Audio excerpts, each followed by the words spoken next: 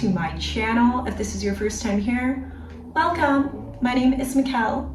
I am a digital nomad and online entrepreneur, and today I'm going to be walking you through one of the most iconic, beautiful cities in all of Scotland, and that is Edinburgh. I had the ability to spend a month living there and just kind of wanted to highlight a bit of my experience, what to expect as far as stay, price, groceries, lifestyle, as well as kind of talk a little bit about additional things to do if you are in Scotland. So first off, because it is Scotland, it is going to be a bit more cold than, let's say, London or something like that. So if you are thinking about venturing out to Scotland, I would recommend going in those summer months. So anytime between June, July, August.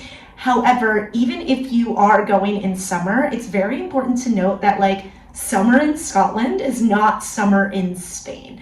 So I was a little bit shocked when I went there in August. I would say most days the weather was around 50 degrees and it constantly looked like it was gonna rain. And I would say it rains maybe 2 times, 3 times a week, but it always looked like it was gonna rain. So if you are thinking of venturing up there, be sure to bring your rain jacket. Also, be sure to bring your warm clothes because summer is not proper summer.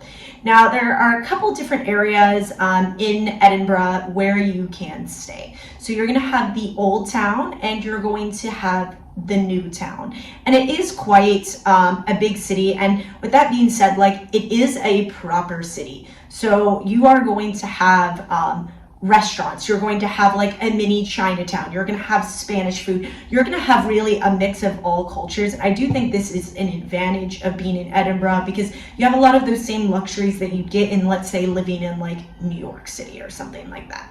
Personally, when I stayed there, we did stay in the new town, and I think staying in the new town is where I would recommend people to stay, just because the old town can be quite buzzy, as well as the new town tends to be more so people that are living there long term and people that aren't necessarily tourists, and at times it can be cheaper. However, depending on the season, it can be a bit more expensive.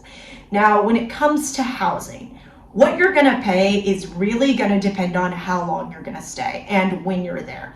So for example, my friends that live in Edinburgh long term, they have a 3-bedroom apartment. They each pay 500 euros a month.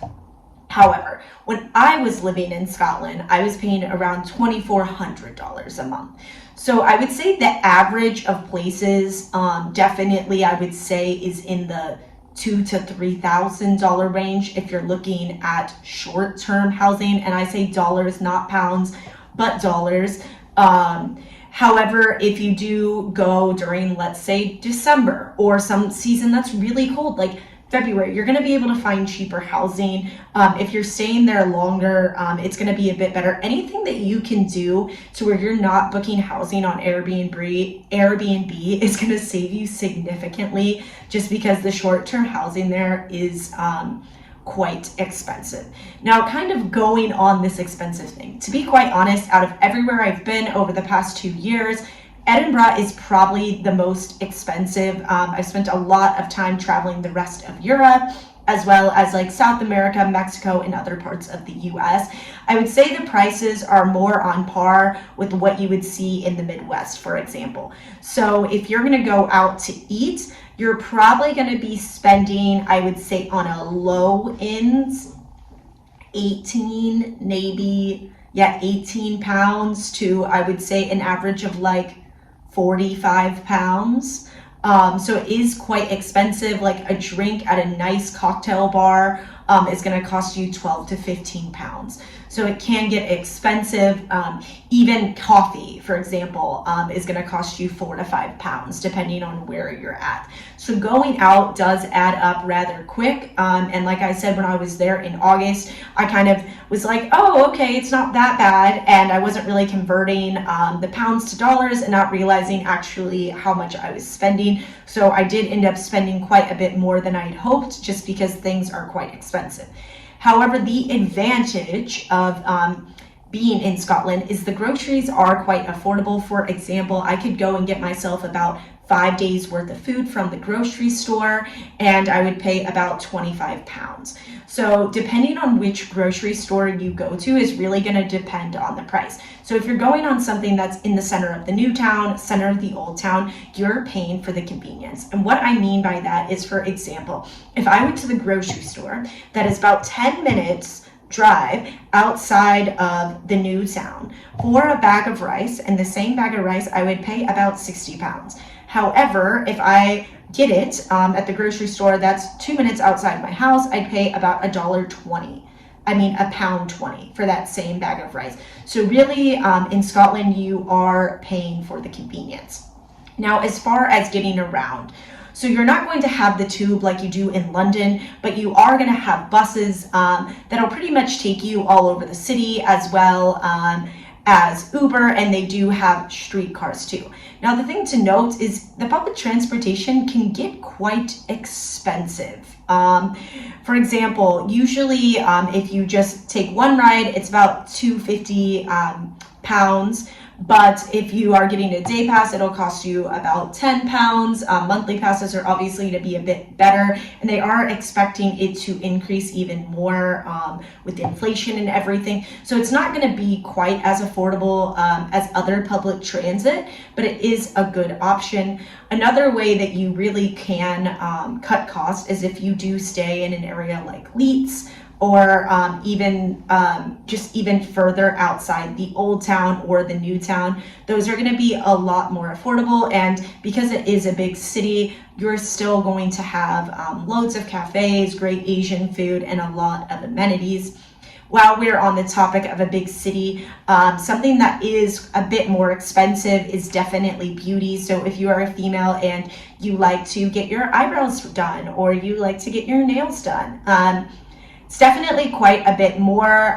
For example, just for like my eyebrows and like getting part of my face threaded, I paid around £30 when I would generally pay maybe like 15 in most European cities. Getting your nails done, usually it's about £50. So you can find certain spots where it is slightly cheaper, but I would say the overarching thing is it is quite a bit more. However, because it is a big city, there is tons to do. There is always shows going on. There is loads of castles by Edinburgh, so this makes it really easy to hop on a quick train and go see a castle. The other nice thing about Edinburgh is it does have the coast, and it has some really nice parks that you can sit in. I like to spend a lot of my time on Carlton Hill, just reading a book and really taking in the view. So this is an advantage of being in Edinburgh over being in somewhere like London. Now, while on the topic of kind of additional things to do, while I was in Edinburgh, I did have a chance to go to the Highlands. So essentially the Highlands are just north of Scotland, and let me just tell you, it is so unreally beautiful. My most favorite part, and where I cannot recommend enough, is Isle of Skye. This is going to be a very, very unique terrain. You're going to have huge mountains, tons of greenery. Now, because it is so far north, the weather is quite unpredictable. When I was there in August, it usually rained, I'd say, almost every 20 to 40 minutes. But because it is so rural up there, you're not even going to have street lights. Like, the nature is something out of something you'd see on Lord of the Rings, or something very similar that you would see in Iceland. Now, in Isle of Skye, some of the top things to see are like the fairy pools, the fairy glens, or even Old Man Store. So it's very nice up there. There's loads of hiking, and it is so beautiful. If you are road tripping up there, road tripping is kind of the best way. You can take a train. However, I'd recommend, just because, for example, Isle of Skye is about 5.5 hours from Edinburgh. It's best to have a car so that you can kind of plan your trip to where, like, okay, I'm going to see this part, we're going to stay here. Then I'm going to see this part, we're going to stay here. And that makes it the best, or you're going to be spending a lot of time backtracking. A lot of people, when they road trip through the Highlands, they'll stay in Inverness or Loch Ness, which is great, but you're going to have to spend quite a few hours a day backtracking to where you're staying. Now, with that being said, with the road trip and everything, it is best, and I would recommend having more than one person with you, or having someone with you. Reason being, the roads are quite windy, especially when it gets dark. It can be really hard to see, and it can be rather hard to navigate, and there is nothing around for like miles. So God forbid something goes wrong, you could easily be kind of stuck out there, and that could be a bit scary. As far as kind of the stays go, in Isle of Skye, it is quite expensive. For example, for most hotel rooms, you're looking at 100 to 200 pounds a night. And even hostels are usually going to run you about 50 pounds a night. So it does get quite expensive. And if you do decide to go with renting a car, I would recommend renting it through a website like Turo, or using some type of third party so that you can stay away from doing a traditional rental car, just because this can be quite expensive. Now, to kind of tie this together, and one thing I wanted to touch on is the internet. I didn't run into any issues with the internet in Scotland. Definitely in Isle of Skye, and the more you go north, the internet is going to get a bit more shaky. I think this just has to do with the weather, and the very unique terrain that is more north of Scotland.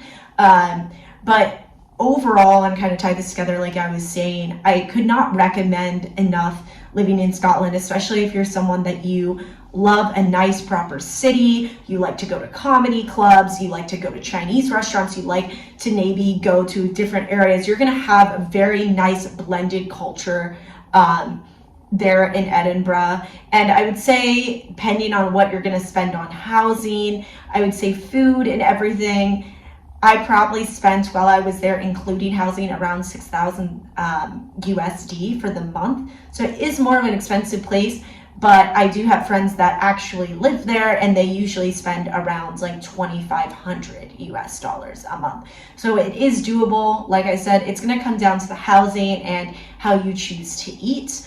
But yeah, so that is pretty much it. I'm going to link below some of my favorite places that I really liked in Edinburgh, as far as like restaurants and cafes.